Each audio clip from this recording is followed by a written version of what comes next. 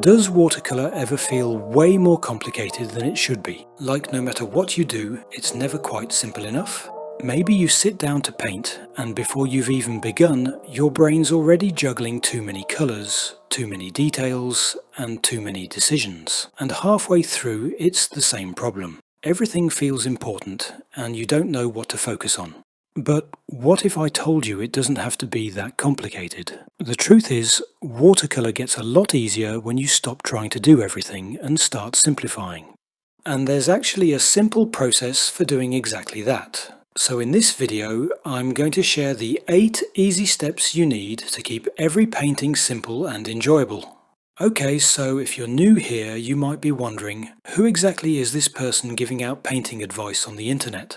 Well, my name's Anthony. I've been painting in watercolor for over a decade, and these days I teach watercolors to people who would rather skip the years of frustration that I went through. So to make your life easier, I've put together a free beginner's watercolor course. You'll find the link below. Go ahead and press pause, grab it, and then come back. I'll still be here, probably talking about paint. Often when you sit down to paint, everything feels important, and it's easy to get overwhelmed by all the details and the different steps. The secret to getting past this confusion is, you guessed it, simplification. And this is something I learned the hard way. So, for example, back when I first started, I thought using lots of different colors would make a painting look better. But all it did was turn into mud. Or I kept fighting the paper, painting more and more layers until everything looked dull and overworked. It took me years of trial and error to discover that keeping things simple was the real answer. And I don't mean randomly leaving things out. It's about making smart choices that let your painting say more with less. The good news is, learning to simplify is a skill you can build over time. To show you what I mean, I'll be painting from this photo I took of a baking dish filled with mushrooms. To get started, here are a few things you can do to simplify, even before you put brush to paper. Tip number 1. Use a limited palette. One of the easiest ways to simplify a painting is to limit your color choices.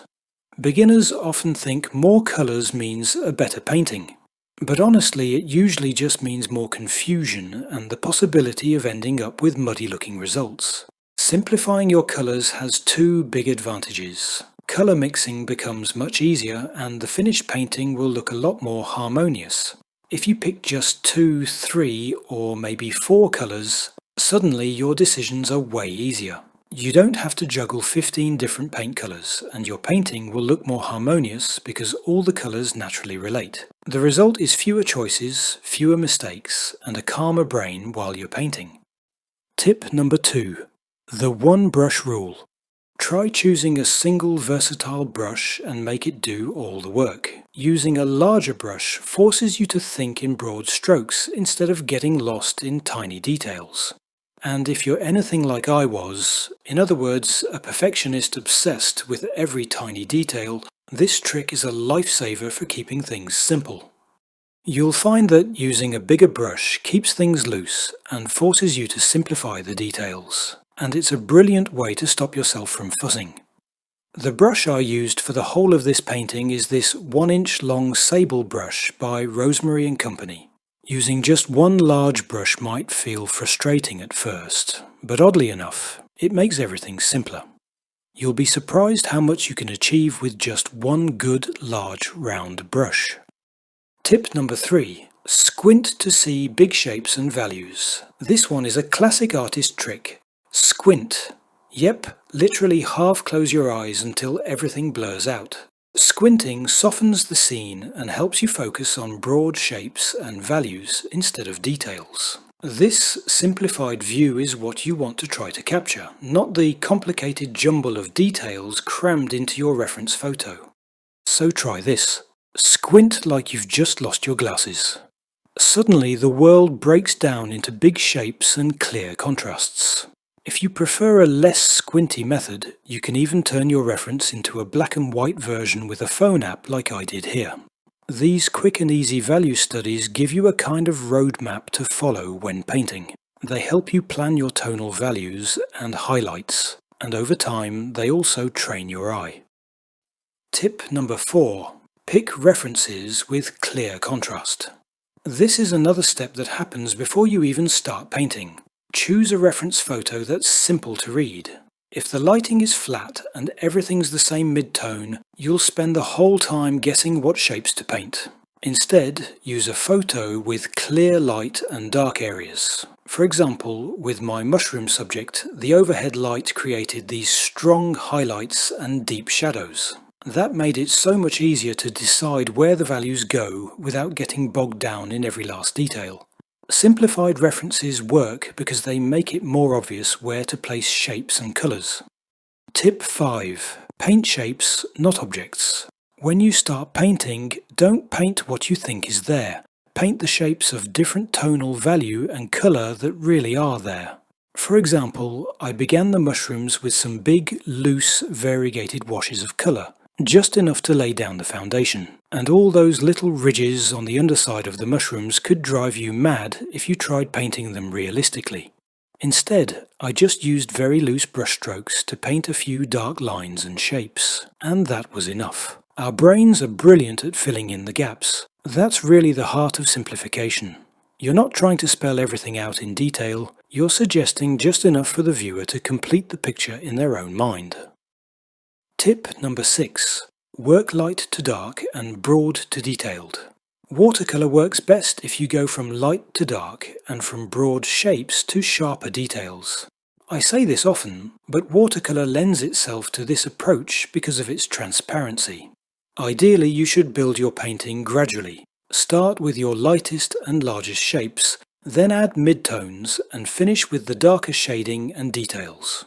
And of course, preserving the white of the paper for highlights. Think of it like stacking transparent sheets of coloured glass. Each one adds depth without covering what came before. This approach helps to keep things simple, because instead of trying to solve the whole painting in one go, you build it gradually, step by step. Tip number 7. Use your techniques intentionally. For most paintings, you really don't need 100 different fancy techniques. Just focus on 2 core techniques, wet on wet and wet on dry. For example, at the start of my painting, I used wet on wet to lay down big loose shapes. This creates those beautiful blended transitions that watercolor does so well. Once that layer was dry, I switched to wet on dry for sharper edged shapes and details, and I can follow my value roadmap to add the next shapes. Sometimes I even mix a bit of both techniques in one layer. For example, I might drop in some wet on wet colour to create variation, then define a shape with wet on dry, leaving the edges unblended. By using just these 2 techniques thoughtfully and swapping between them as needed, you cover about 90% of what you'll ever need in a painting, and it keeps techniques simple. Tip number 8.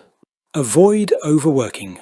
Sometimes the hardest part of painting is simply knowing when to stop. Overworking is one of the most common struggles I hear from beginners. So if you find yourself fussing with your brush for no real reason, that's usually the moment to step back. One simple way to avoid this problem is to plan your layers ahead of time, and then stick to your limit. Most watercolor paintings only need 3 or 4 layers at most. Sticking to just a few layers not only prevents overworking, it also simplifies the whole process by keeping your choices clear and your painting fresher. It's tempting to keep going, but remember, in watercolor, less really is more. Simplifying isn't about doing less, it's about focusing on what really matters and letting go of unnecessary details. So give yourself permission to stop overthinking or chasing perfection. And don't forget, if you want a hand getting started without overthinking every brushstroke, check out the free lessons in the link below. And if you'd like to see my step-by-step guide to how to start watercolors from scratch, go watch this video next.